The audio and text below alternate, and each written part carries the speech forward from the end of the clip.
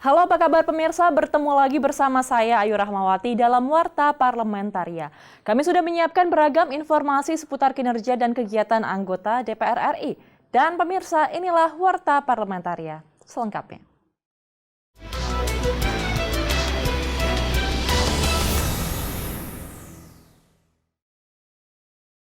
Komisi 5 DPR RI Muhammad Aras menilai kaum milenial bisa memanfaatkan FLPP atau Fasilitas Likuiditas Pembiayaan Perumahan untuk memiliki rumah layak huni. Ditemui usai rapat dengan Kementerian PUPR di Gedung DPR RI Senayan, Jakarta baru-baru ini, anggota Komisi 5 DPR RI Muhammad Aras mengatakan kaum milenial bisa memanfaatkan Fasilitas Likuiditas Pembiayaan Perumahan atau FLPP untuk memiliki rumah layak huni, mengingat program FLPP tersebut sangat membantu masyarakat yang belum memiliki rumah dengan cicilan yang sangat terjangkau. Tetap kita dorong untuk FLPP, rumah sangat sederhana, ini cocok juga untuk milenial. Milenial ini bisa mengakses dari FLPP yang ada. Pihak kementerian juga dan bekerjasama dengan Dirjen Pembiayaan juga terus menggelontorkan anggaran untuk bisa mendapatkan harga yang terjangkau.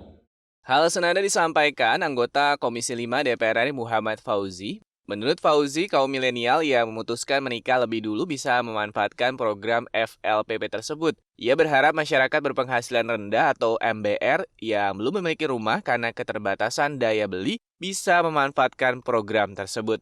Ya, dengan adanya program itu, perumahan untuk milenial, mudah-mudahan para remaja yang kebetulan dia memutuskan untuk mengikat tali keluarga lebih dulu, ini salah satu jalan keluarnya bagaimana memiliki tempat tinggal. Saya pikir itu satu hal terobosan yang baik karena masyarakat ini harus diajarkan bagaimana tidak hidup konsumtif. Nah, ini kan rumah ini menjadi kebutuhan primer.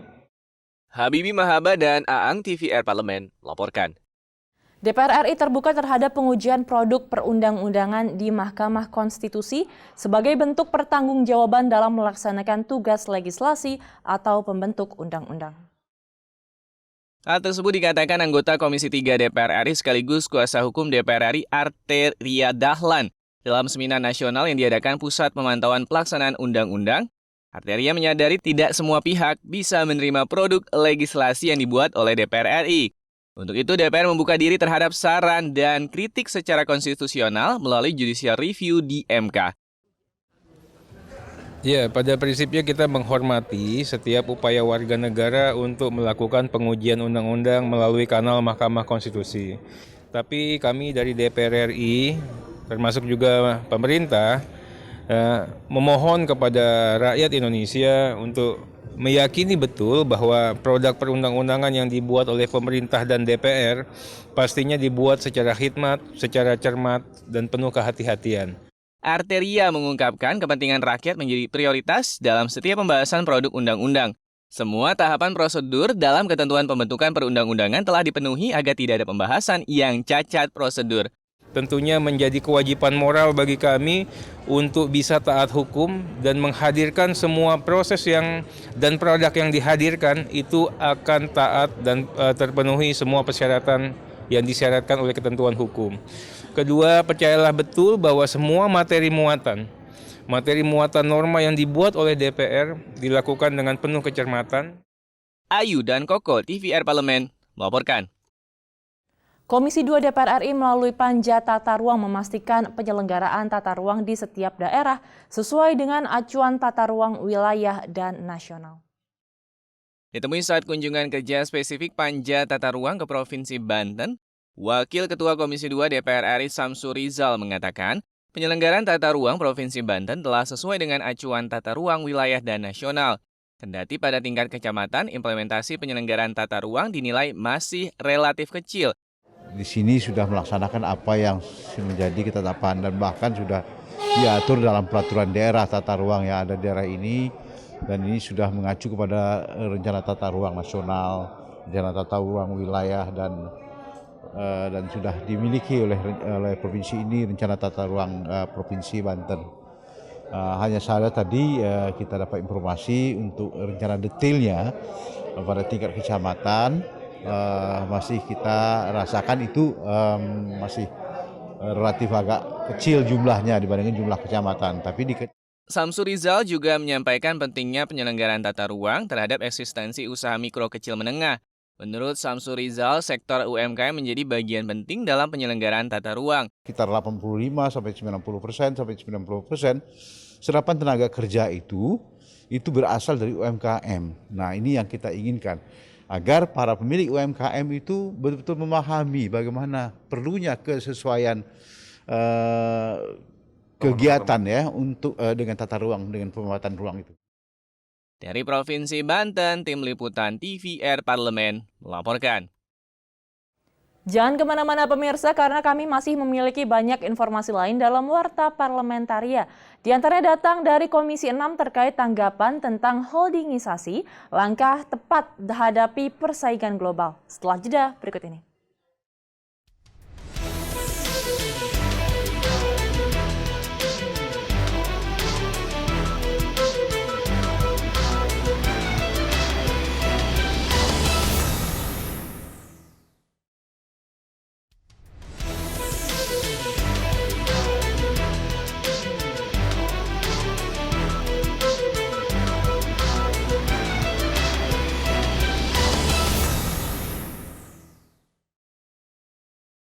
Pemerintah bersama Kementerian BUMN tengah melakukan upaya pembentukan klaster atau holding perusahaan BUMN. Upaya ini disebut sebagai langkah tepat dalam menghadapi persaingan global. Usai membentuk holding BUMN Ultra Mikro, saat ini pemerintah berencana untuk membentuk holdingisasi beberapa BUMN lainnya. Ditemui di gedung DPR RI Jakarta, Wakil Ketua Komisi 6 Martin Manurung menyampaikan, holdingisasi dilakukan pemerintah untuk mereorganisasi BUMN sesuai dengan bidang dan skala bisnis maupun permodalannya. Nah, jadi kita akan dalami. Tapi kalau langkah holdingisasi itu sudah betul, terlalu banyak itu BUMN sehingga mereka satu sama lain juga saling bersaing. Kemudian skalanya juga tidak besar sehingga tidak efisien. Dikabarkan akan segera mengalami holdingisasi pelabuhan. PT Pelindo disebut Martin sebagai contoh perusahaan yang membutuhkan efisiensi. Menurutnya, dalam pembentukan holding BUMN, pemerintah juga perlu mempertimbangkan neraca keuangan serta permodalan perusahaan untuk membentuk holding BUMN yang sehat. Ya, kayak holding pelabuhan, itu kan Pelindo 1 dan sampai 4 itu kan bisnisnya sama. Jadi selama ini mereka beroperasi, bayangkan saja ya, untuk yang bisnisnya sama, pengurusnya 4, dirutnya 4, direkturnya 4, komutnya 4, semua 4. Kan itu tidak efisien. Sebelumnya, pemerintah telah beberapa kali melakukan holdingisasi, yakni holding BUMN Ultra Mikro dan holding industri pertambangan. Elisa dan Aang, TVR Parlemen melaporkan. Komisi 6 DPR RI meminta BUMN dalam hal ini adalah PT Wijaya Karya dapat mencari sumber dana selain APBN dan PMN untuk pembiayaan proyek dan talangan pembebasan lahan. Komisi 6 DPR RI melakukan kunjungan kerja spesifik ke lokasi pembangunan ruas tol Serang Panimbangan tahap pertama, Provinsi Banten. Anggota Komisi 6 DPR RI Abdul Hakim Bafagih mengatakan, PT Wika harus dapat memberikan solusi kreatif pendanaan selain meminta PNM dari pemerintah. Abdul Hakim berpendapat jika PT Wika hanya mengandalkan tambahan dana dari pemerintah akan menambah beban APBN. Apa nih benefitnya? Jangan dikit-dikit minta PMN. Dan juga kami ingin melihat kira-kira solusi atau ide-ide kreatif untuk terkait keuangan, terkait cari dananya ini seperti apa. Kami ingin mendengarkan itu dulu, baru kalau memang mentok nggak bisa apa-apa, ya mau nggak mau. Abdul Hakim berharap pembangunan ruas tol yang sudah menghabiskan anggaran dapat memberikan manfaat bagi percepatan pertumbuhan ekonomi masyarakat. Ia pun meminta PT Wika dapat memberikan parameter keberhasilan pertumbuhan ekonomi. Di sini kita mesti ngelihat, terukur secara spesifik, ada angkanya, ada parameternya. Jadi ketika kami selaku anggota Dewan yang memiliki fungsi pengawasan, ketika disuruh atau diperintahkan oleh amanat undang-undang untuk melakukan pengawasan, kita bisa jelas. Jadi apa yang kita sampaikan memang terukur semuanya. Kan yang mengerjakan bukan anggota Dewan, tapi Wikanya. Tentu mereka yang mendapat amanah untuk mengerjakan itu harus tahu manfaatnya itu sebatas apa. Jangan hanya kalimat-kalimat saja, tapi ada sesuatu yang bisa diukur di situ. Dari Provinsi Banten, Citra Ananda, TVR Parlemen melaporkan. Anggota Komisi 7 DPR RI mendorong pertumbuhan industri halal yang diharapkan menjadi salah satu daya ungkit perekonomian Indonesia di tengah pandemi COVID-19. Dalam kunjungan kerja spesifik ke Cikupa, Banten, anggota Komisi 7 DPR RI, Ridwan Hisam menjelaskan, industri halal memiliki potensi besar dikembangkan di Indonesia saat ini dan bisa diisi oleh UMKM-UMKM. Produk-produk dari industri halal bukan hanya untuk konsumen dalam negeri, melainkan juga bisa untuk diekspor ke negara lain. Setiap kawasan industri, maka 30% harus disiapkan untuk industri halal. Industri halal itu artinya prosesnya yang halal. Jadi bukan yang masuk situ tidak boleh yang harus yang halal, enggak. Pemiliknya, ownernya siapapun. Ridwan Hisam menilai lahirnya industri halal terlambat di Indonesia, namun tetap perlu dikembangkan dan produknya sebaiknya tidak seragam. Pemerintah pun diminta memberikan perhatian kepada potensi pengembangan industri halal. Tetapi sayangnya belum mendapat dukungan dari pemerintah.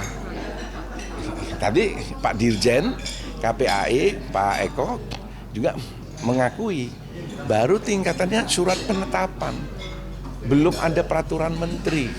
Berdasarkan laporan The State of Global Islamic Economic Report, umat muslim dunia membelanjakan sekitar 2,02 triliun dolar Amerika Serikat atau sekitar 29.000 triliun rupiah pada 2020-2021. Dari Provinsi Banten, Nuki Tampu Bolon, TVR Parlemen melaporkan. Pemirsa, kami masih memiliki banyak informasi lain dalam Warta Parlementaria. Tetaplah bersama kami.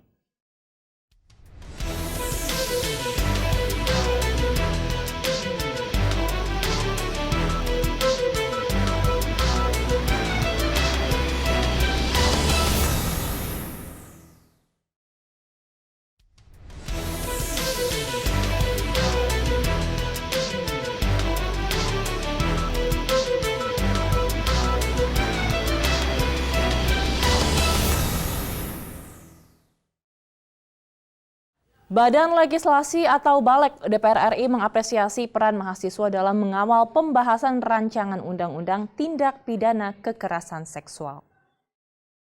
Ditemui usai menerima kunjungan Pergerakan Mahasiswa Islam Indonesia atau PMII di Komplek Parlemen Senayan, Jakarta, Wakil Ketua Balek DPR RI Willy Aditya menyampaikan, Balek DPR RI menerima beberapa masukan, di antaranya terkait perubahan judul, pemenuhan hak korban, dan peran undang-undang dalam mengakomodasi kepentingan dan kebutuhan khusus bagi korban dengan disabilitas. Willy menjelaskan, Balek telah merespon usulan terkait kepentingan penyandang disabilitas dalam klausul atau pasal pemberatan. Sejalan dengan itu, Balek akan berupaya memformulasikan masukan terkait hak korban ke dalam draft rancangan undang-undang. Ini kami tentu belajar betul dari kasus Baik Nuril, di mana korban kemudian jadi tersangka ya. Itu yang menjadi catatan bagi kita semua. Halnya tidak kemudian seperti Undang-Undang ITE yang lama menjadi sangat abu-abu. Tentu karena ini tindak pidana, dia harus benar-benar eksplisit ya.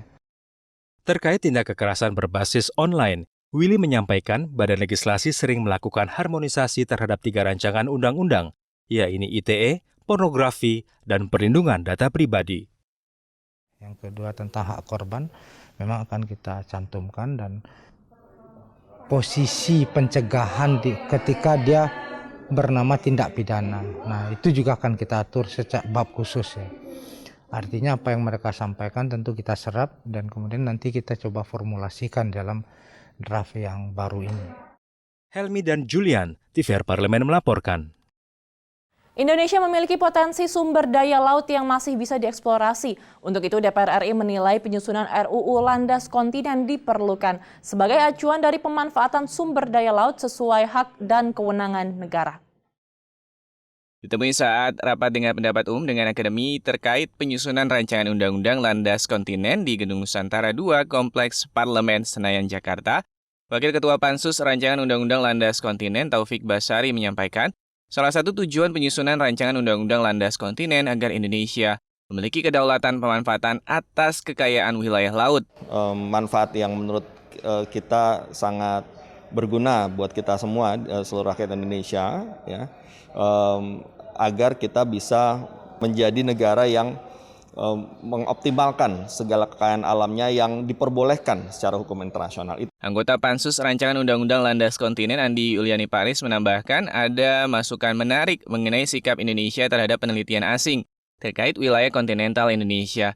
Andi Yuliani menegaskan Indonesia berhak mengetahui hasil penelitian dan eksplorasi terkait sumber daya kelautan yang dimiliki, mengingat potensi laut Indonesia tidak hanya fauna, minyak, dan juga gas.